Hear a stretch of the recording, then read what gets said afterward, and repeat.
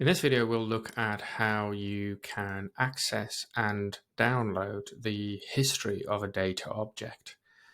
So when we're looking at a data object, here we've got our opportunity.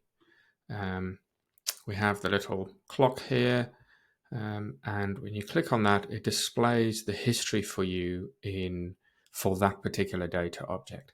So first we see the automation history, so we can see which condition was met and what action was triggered, and also for which contact and which date and time that happened. You've got your data history where you can see when a field was changed from something to something else. So that field was changed from null to that date. That's the contact it was done for, the contact ID, and then you can see here it was done by the API, whereas these ones here, the opt-in and the sales rep name, I changed those manually, so you can see which logged in user made the change. And then the same goes for relationship.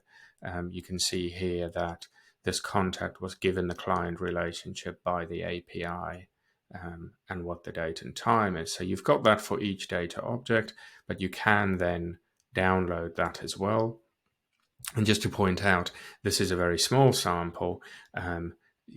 Over time, this history can grow quite a lot, but we only load chunks at a time. So if you're not seeing far back enough in time, the load more button will load more details.